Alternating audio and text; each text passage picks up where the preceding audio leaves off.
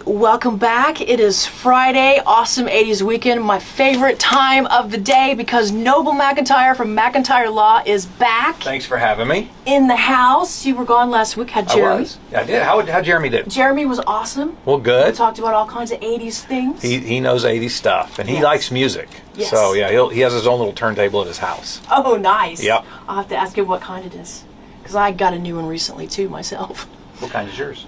It is a Riga Planner 6. See, that's not even a language I understand. Yeah. So. And it's not automatic. You have to do everything manually. Oh, that's the kind of stuff you like, though. Yes, well, absolutely. Perfect. There's a ritual in it. Speaking of 80s and things like that, before we talk about 80s, though, let's talk about what's going on with you. Why does your shoulder look like that? Is it noticeably different? Yes. So last Wednesday, we had ice here in Oklahoma City, and last Wednesday, my daughter, who had been stuck in her house for a couple days, called and said, "Dad, will you come get a protein shake?"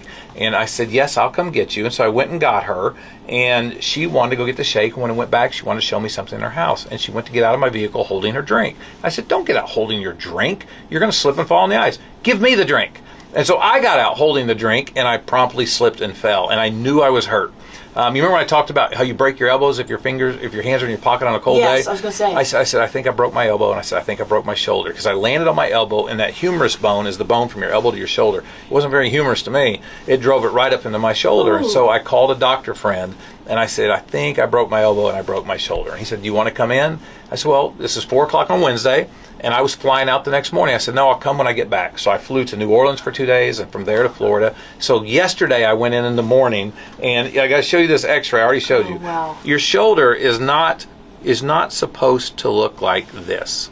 My shoulder is broken, and my elbow's broken too. And so I've got bone fragments in my elbow, and my shoulder's broken, and I think the rotator's torn too. I'm going to get an MRI. And he said to me, how are you walking around traveling with your shoulder like that? Doesn't it hurt?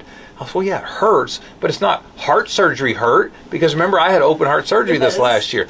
That's pain when you have to have morphine. So it hurts, but I'm managing. But it is drooping. You can look at my shoulder and see that it's drooping a little bit. You don't even have a sling. You need a sling or something. I know. I'm just toughing it out. Oh, that hurts. I'm toughing it. I was sleeping last night. 3 different times I rolled over in my sleep on my shoulder, and I woke up whimpering. Oh, my gosh. Yeah, it wasn't. But at least I woke up. Gene Hackman didn't. Oh, I know. Speaking of Gene Hackman, he had a lot of 80s great movies. Yes, he We've got to did. talk about his 80s movies. Hoosiers, 1986, No Way Out with Kevin Costner, Mississippi Burning. Some unbelievable movies. Unbelievable. Of course, he was Lex Luthor and definitely will be missed. And let's talk about Gene Hackman. People are saying there's kind of preliminary reports, but nothing certain. But it may have been some carbon monoxide It's poisoning. going to have to be. It's himself, his wife, and his dog all were dead. And carbon monoxide is odorless. We've had cases like that before where they just never wake up again. And a lot of times there will be most people will die, but some people will have a brain injury the rest of their life. So my guess is they had recently had some work done, or something had failed in their system and pumped carbon monoxide into the house, and you go to sleep and you just don't wake up. It's a tragedy, just absolutely tragic. Well, and a lot of people don't even have monitors for Right. CO2. Yeah, and and everybody should, and I say that, I'm pretty sure that my smoke detector is a dual also carbon monoxide detector, but I'm not 100% sure. So obviously, now that I've read about this, I'm going to go home and check, because they're not that expensive. You can go down to Lowe's or Home Depot and get one, and everybody should have a carbon monoxide detector in your house, because you're not going to detect it yourself because it's odorless. Yeah, and you feel what is some of the symptoms? Tired, especially. Right. Tired, listless, you can't move, you can't go outside. Right.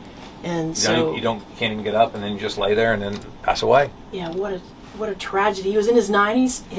His wife was in her 60s. They've been Right. married 34 years. Wow. They just It's tough. I mean, in one respect, they went out together, but in the other thing, it's just tragic, and it shouldn't have happened. And you mentioned that you have cases on carbon We had monoxide. one that came in just last week where somebody was at a hotel and something happened, and that's what we believe happened. And it'd be incumbent on us to prove it.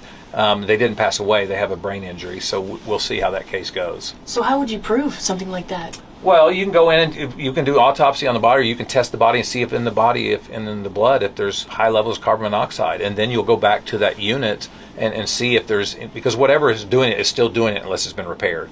And you'll send somebody over that's an expert, and they will try to detect with a carbon monoxide detector where that leak might be.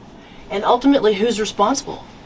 You know, a lot of times this happens because somebody has just done repair work on a unit, and that person ultimately would be responsible. If it's a hotel or a high-end luxury resort or something like that, they're going to ultimately be responsible because they have a duty to deliver a safe place to the residents who come and rent from them. They may then turn around and have a counterclaim against whoever they hired to come work on the units, and so there would probably be more than one defendant. Okay. All I can say is get a carbon monoxide detector. Absolutely. Yes, I lived in a house a long while back, where we had a floor furnace, and we definitely had a carbon monoxide detector for sure. It's like everything else. You have to protect yourself because crazy things can happen in this world. Yeah, absolutely. All right, Noble McIntyre, thank you again Thanks for coming having me. in for this and an awesome 80s weekend. Noble McIntyre from McIntyre Law. Thank you very much. Thank you. Thank you.